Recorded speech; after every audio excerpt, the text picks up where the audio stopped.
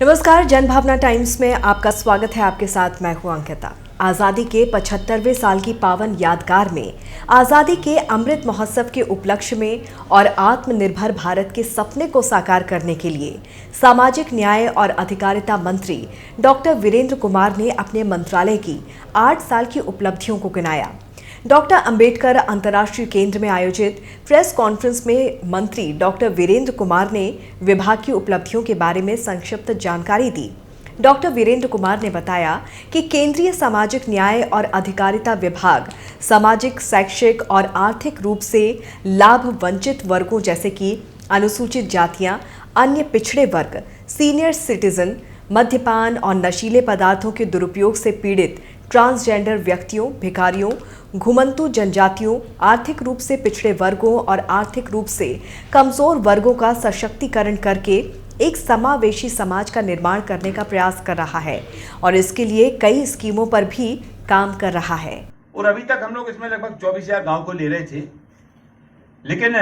आने वाले 4 वर्षों में और इसमें लगभग 50,000 गांव को लेकर के उस गांव में प्रधानमंत्री आदर्श आवास के गांव उनके सबके बने, वहां घरों में पानी नल से माध्यम से पानी वहां पर पहुंचे, वहां पर बाल मृत्यु दर में भी कमी, बाल मृत्यु दर और मातृत्व मृत्यु दर में वहां पर कमी आए। और इन सबके साथ ही साथ ब्रॉडबैंड की कनेक्टिविटी भी उन गांवों में जोड़ी जाए। ऐसे प्रधानमंत्री आदर्श ग्राम योजना के माध्यम से इन गांवों को आदर्श बनाने के लिए भी हम लोग देखो जहां प्रयास कर रहे हैं। फिर हमारी जो राष्ट्रीय फेलोशिप योजना है, इस राष्ट्रीय फेलोशिप योजना के माध्यम से अनुसूचित जाति के जो हमारे छात्र हैं, जो एमफिल, पीएचडी और इस तरह के डिग्री कोर्स करने के लिए, तो ऐसे छात्रों के लिए भी उस सरकार 2015 से लेकर और अभी तक लगभग इस योजना में 1511.65 करोड़ रुपए का खर्च किया गया, जिसमें 18,036 और इसमें लाभार्थी हुए। ओबीसी, एबीसी और डीएनटी के छात्रों के लिए मैट्रिक पूर्व छात्रवृत्ति है। इसमें 563.9 लाख विद्यार्थी और लगभग 1195.33 करोड़ रुपए का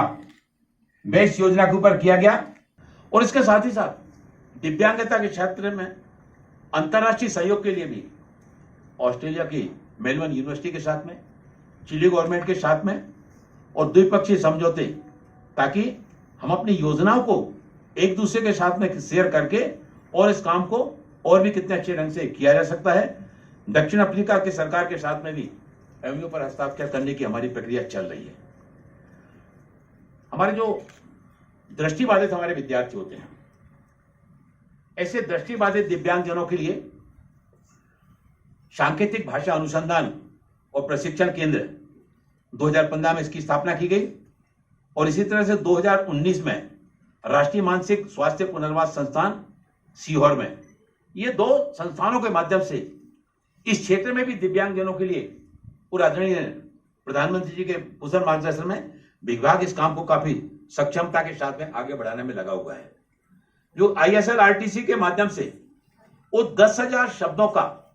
एक शब्दकोश तैयार किया गया है, जिसके माध्यम दिव्यांगजन इसके उपयोग करके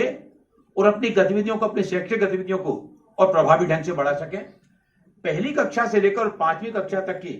पुस्तकों का डिजिटल रूप में रूपांतरण किया गया है, जिससे दिव्यांग छात्रों के लिए